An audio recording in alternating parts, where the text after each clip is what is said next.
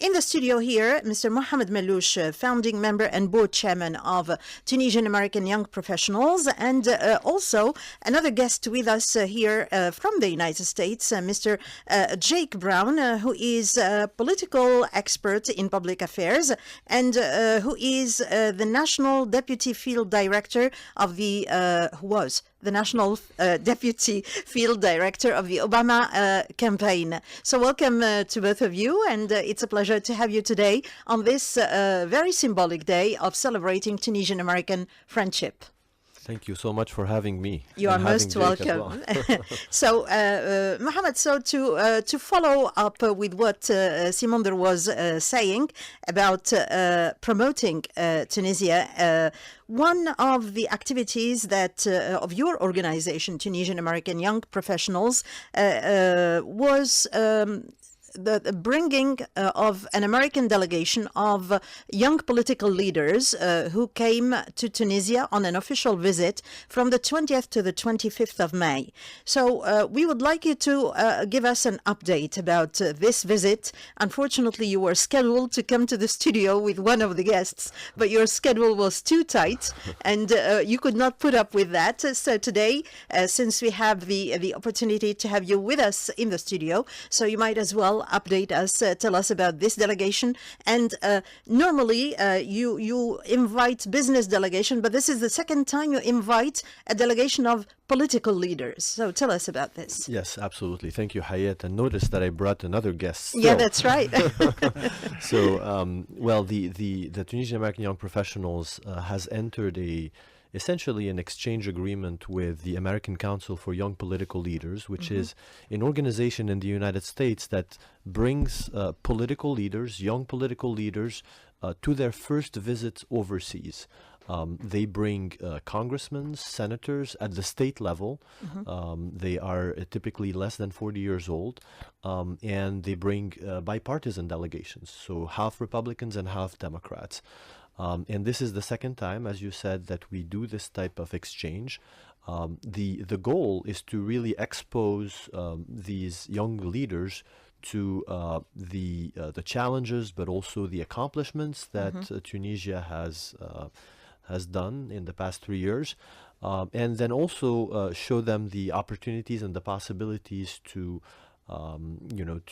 potentially bring other people, to Tunisia on a sort of later. Here's what's interesting about bringing young political leaders to Tunisia with this organization. First of all, they're young. They hold office at the state level, and they have potential in the future to actually hold office at the federal level. That's right. And be in government, which is important for Tunisia. The second thing is that they come from various states. So we had a delegate from Texas, we had people from Hawaii, we had Montana, we had Kansas, we had Florida. And these, it's important to establish relationship with the states because investment does not come from Washington, D.C. Investment comes from the states. And so we need in Tunisia to establish a more decentralized approach to building partnership in the United States. It shouldn't be only focused on Washington, D.C. It should be focused on the entire United States. And we're basically building a group of allies, a group of ambassadors of Tunisia by expanding and nurturing these exchanges. Right. While they were here, they had really a very busy program. So tell us a little bit about the Tunisian officials they met with and the impact maybe this visit has left. Yeah, I think so. They had the program was basically focused on. There was one day of political parties meetings. They met with a variety of political parties. There was a day where they met with government officials, and they met with the highest level at the Ministry of Foreign Affairs. They met with the President of the National Constituent Assembly. They met with the minister, the minister in charge of economic affairs at the Prime Ministry. There was a day also focused on civil society, where they had interaction with bloggers, with all sort of activists. And there was a day of business, of course, of economics and trade. where we met with the AmSham and the IACE, l'Institut Arabe des Chefs d'Entreprise, and then the final day was a day of fun, where we took them to Kairouan and El Jem to discover the country. The outcomes were multiple outcomes. First of all, as I said, the goal is to really give them the tools and expose them to enough of a variety of people so that they make up their mind on sort of what Tunisia is, what the potential of Tunisia is, etc.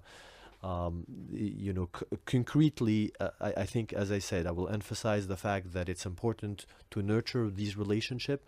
They may not be an immediate impact right now, but we're building those relationships so that they basically become important sort of in the medium and long run. Short term, there is something though, where I think the idea was to really build partnership between specific cities in Tunisia and specific cities in the United States. What kind of partnership, like twinning? So, twinning. So the idea, for example, was to build something between Miami, Florida. We had a senator from Florida. Yeah. And we had also one of our deputies of the National Constituent Assembly from the Gabon, which is our own Florida. And so the idea was to really build a link between Miami and perhaps Nebel. That's right. And so that's one of the thoughts that came out. All in all, I think the next step for us is to have these political leaders come back to their state, increase the visibility of Tunisia, and hopefully bring maybe their governors or maybe their lieutenant governors with a delegation of investors. That's sort of one of the objectives as well. Right. So that means that there is going to be a follow-up of this visit. Anything concretely now scheduled, or you will leave it up to, for example, the people to go back and to think about and... So here's what concretely happened last time we've done this. We had a representative from Arizona host a delegation of Tunisian business people in her state and introduce them to the governors and some of the key officials in Arizona. We want our invitees to obviously take the initiatives, but trust me, we will be with them, and hopefully we will work with them to make something concrete out of it. As I said, the exchange is not a one-way exchange; it's a two-way exchange. So next year we're going to have a delegation of Tunisian young politicians who are going to visit the United States and who are going to visit not only Washington but also a couple of other states, typically a Republican and a Democrat state. When you say politicians, do you aim the young politicians or young politicians? Young politicians, yes. Less than 40. Less Any than 40. candidates? That's very important. Please contact us. Because right. we're privileged to nominate these candidates who are going to go. Right. And the delegation, Mohamed, is not the same delegation who was here in 2012. No. It's not the same. It's completely different. It's completely different. But it's the same profile. That's a wonderful thing. So just to increase the network and any other upcoming events for Tunisian American young professionals? We have a number of events. On June 19th, we are hosting essentially, sort of almost our annual board meeting where we decide what our actions are going to be for the next year. We have also been part, to a certain degree, to implementing or helping sort of with ideas on the strategic dialogue out of the visit that Prime Minister Mahdi Jama'a did last month to Washington and New York. That strategic dialogue has three components. It has a security component where we're not involved. There's an economic component where we're working hand in hand with our partners at the AmSham. And then there's a partnership, and that is sort of the area where we're very much focused on, because we want to increase, civil society exchanges, both ways. We want to increase student exchanges both ways. and private sector exchanges as well. Right. Well, thank you so much, Mohamed, and hopefully we'll be back to conclude and to wrap up. A short break with music, and then our next guest for today, last but not least, is Mr. Jake Braun, who is a political expert in public affairs, and he was the National Deputy Field Director of the Obama campaign. Stay with us, we'll be back.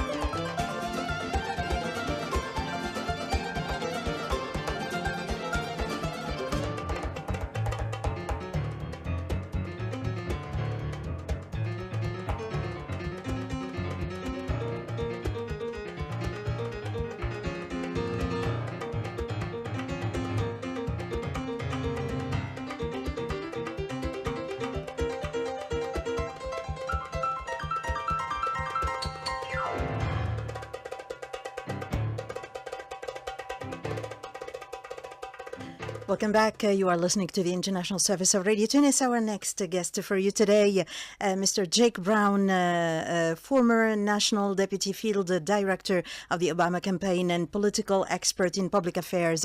Welcome, Jake. Thanks for having me. You are most welcome. Well, first of all, can you tell us about the purpose of your visit to Tunisia? Is this your first time here? No, I was here once before. I'm just here with Mohamed doing a little bit of business and actually a little bit of vacation. It's such a gorgeous place to visit. I always try and make sure I have a little extra time to to have a look around. Yeah, to have a look around. Right. Okay. So since you are a political advisor, especially for political campaigns, can you tell us a little bit or give what kind of advice would you give, for example, for politicians who are running for office or running for any other, for example, position in government? So what are the steps? Is there something which is really that they should do? What are the different steps? Yeah, I think very basically, it's important for candidates to remember that elections are about choices about the future. Mm-hmm. And so it's very important for them to put together a message that is about the future, but also draws a distinction between them and their opponent's vision for the future, so that they can show a clear choice between them and their opponents in their vision for the future. So kind of strategically speaking, I think that's kind of a core point is talking about the future and differentiating yourself from your opponent from a policy perspective. Tactically speaking, I think there's really three key components, and it's message, money, and mobilization. Number one is developing a message. The three M's. 3 M's, that's right. Developing a message, as I just mentioned. 2, raising money to get your message out, because if you can't afford to get your message out, then nobody's going to hear your message. And then 3rd is getting you and your volunteers out there talking directly to voters, whether it's on the phone or knocking on their door or going to a coffee shop and talking to them. And mobilizing yourself, your volunteers, and your voters. There is a very big problem, rather, with raising money. For example, it's really a big issue when it comes to the transparency to the source of that money that they use in order to, fund the campaign. So how can we make sure that money, for example, is really, transparent and it does not come from, suspicious sources? What are the steps and how do people know? Well, so this is, of course, a problem all over the world. The money that goes into finance campaigns, it's important to know who's behind that, behind this, and so really it requires legislation, legislation requiring donors or political parties and candidates to disclose who their donors are, disclose them in a timely fashion. And also, when they disclose it, make it easy for voters to be able to find that information, or for journalists like yourself to be able to find that information, so they can make voters aware of who's funding what candidates. When it comes to the message, for example, that these politicians should give to the people who are supposed to elect them, for example, are there any strategic things that they should say in order to attract the voters to their message? Are there ways to give those messages? What is the best way, for example? Well, I think there's a few things that are important.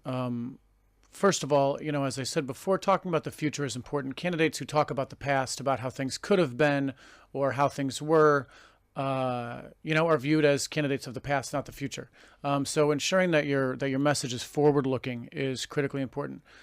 Secondly, doing the requisite research to understand which voters are going to decide the election, which types of voters in the electorate are going to decide the election, and ensuring that of course, you don't want to change your principles, but you can certainly change how you talk about or position your message to appeal to certain people. For example, young people who may care about education or being able to get jobs early in their career. Women voters who care about certain issues related to women's rights and things like that, and business leaders who may care about economic and trade issues and things like that. So being able to identify those key parts of the electorate and being able to tailor your message to speak directly to their interests. And when it comes to mobilization, we noticed, from the first elections, which were held here in October 2011, that the category which was really not easy to mobilize were the young people. So why do you think is that? Well, it's very interesting, and being in this part of the world, where obviously the Arab Spring started, seeing people struggle with turning all this online activism that we saw during the protests and so on into real world on the ground action is a really difficult transition to make. And I think that this is really one of the core problems that the campaigns and the parties are going to face is how do you get to these folks who oftentimes communicate online via Twitter and Facebook and all this other stuff, and get them to actually then do something in the real world, which is come out and vote or volunteer or go get their friends to vote or whatever. And it's it was a challenge for us with Obama, and it's a challenge here. Can you tell us about some of the lessons learned, maybe from your experience as of a 15-year experience as a public and political expert? Well, one is the piece I was just talking about. I think a lot of these, high-tech tools have become really interesting, and everybody wants to talk about how to use Facebook to win elections and Twitter and everything else. But one thing that nobody really talks about too much is that, Facebook and Twitter and those things did not win Obama the presidency twice. What won the presidency was being able to identify people on Facebook and Twitter and through a whole host of other social media sites, and then go out and talk to them in person at their door, in their home, on the phone, and getting them to go take some sort of action, whether it be volunteer in their community, come out and vote, do whatever. And so that lesson of online activity does not mean votes. Online activity is a method by which you can go and talk to people at the door and so on, is one of the key lessons we learned. For example, in 2004, there were campaigns then where people saw this online activity and thought it was going to turn into victories on election day, and it did not. And so we took those lessons, learned a lot from them, and applied them during Obama in 2008 and 12. Well, as part of your experience as well, how familiar are you with this part of the world, with the Arab world? And did you have to collaborate, for example, and advise, for example, on political campaigns in the Arab world, especially after the Arab Spring? So I've been doing work in the region for a while now, since I guess about 2011. It's really a fascinating part of the world to be able to help advise campaigns and candidates and other groups for that matter, especially because there's such a feeling of newness. Even though you have cultures that are thousands and thousands and thousands of years old. There's really this sense of new and of now and of looking towards the future. We're in a place like the United States, which obviously is much more of a new nation than Tunisia or Egypt or wherever. It actually feels more new here than it does back home in some cases. If I may ask you, what are some of the keys of success of the Obama campaign, for example?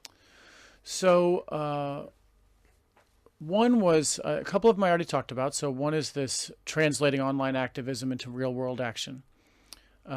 Two is being able to tailor your message specifically to speak to different parts of the electorate. And again, that's not about changing your principles. It's just about talking differently about your policies, so it appeals to different parts of the electorate.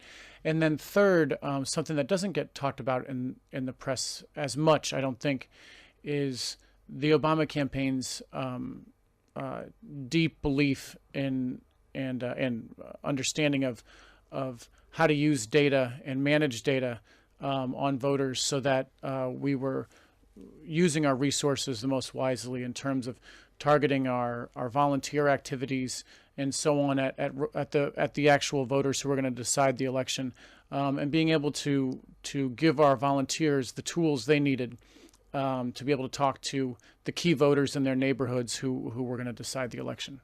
Do you believe that these keys to success for an electoral campaign, for example, would be applied in any other country, would be the same, whatever the country, whatever the culture? Oh, yes. Or are there other parameters? Yes, it certainly does apply, and it has actually. Many of these same techniques have been applied in pretty much every continent, I guess with the exception of South or Antarctica. Where I don't know if we've done anything there yet, but these tactics have been applied in Africa and South America and Europe and all throughout Asia and so on. In fact, I've been involved in some of those campaigns myself, and my other colleagues from Obama have been involved in many others. And it is kind of the science of campaigns. And if you kind of think about it that way, it's not like science applies differently in France than it does the United States, or or Nigeria or Russia or China. Science is science is science. And in this case, it's applying the science of elections to a particular election cycle. Right. Do you have any intention, for example, to get involved in political campaigning here in the upcoming elections, for example, in this part of the world, let's say the Arab world? Well, certainly I would, as I've said to many friends of mine, I think when I'm kind of old and gray and looking back on my life, many of us, this time in the Arab world right now is one of the things we're going to look at as being one of the most important events of our lifetime, is what's gone on in the Arab world in the last couple of years. And, you know, if I can help in even a small way in that, you know, it would just be great to be involved in such a historic time and, you know, in this part of the world and frankly for the, you know, in the entire world.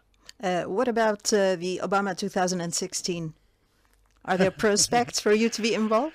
Well, you know, he's term limited out, so he can't run again. But you know, I think on the Democratic side, we have a very strong field of candidates. Hillary Clinton obviously is one, but if she chooses not to run, we have many other good candidates. And you know, I'd certainly like to help our party win another election if I can. Right. Well, I think it's really very interesting to learn so many things about the work you do and about how you get involved, and especially this part of, as you said, it's a science. But how much, I mean, do people know, especially in young democracies like Tunisia, we are learning, you know, from other experiences, and certainly maybe your contribution and the contribution of experts in the field will be certainly very, very interesting and very, very important. So we hope maybe to see Tunisian American young professionals collaborating more on this field, Mohamed. Yes? Any prospects maybe of helping with the upcoming elections, bringing experts maybe? I think to the extent that it's building awareness about specific issues, it's to sort of increase the maturity of you know of us, all of us Tunisians around the political process, and to the extent that it's engaging youth into the political process, I think you'll see definitely some you know, activities and work on our side, but we won't be involved with any political certainly parties. not directly. You know, yeah, no, I mean, we're that's you know, for we're, sure. We're very proud to be apolitical, but you know, as much as we can, you know, bring expertise from the United States to raise helping with awareness. the work of the civil society. Exactly. That's exactly. right. Yes, absolutely. So it's really sort of within the context of a civil society engagement that we're doing it. Well, thank you so much, Mohamed. How would you like to conclude?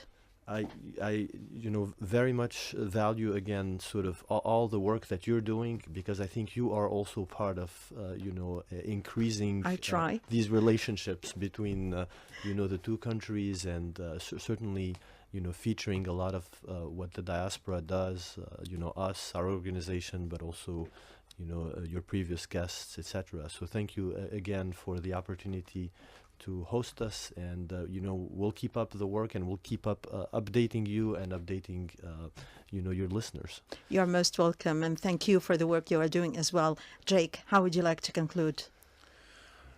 Well, just, you know, first of all, thanks for having me on the show. I you know, really appreciate you taking the time, and yeah, I just you know, hope your listeners appreciate, and I'm sure they do, how important these elections are, and just how historic these elections are, and how important it is for them to participate.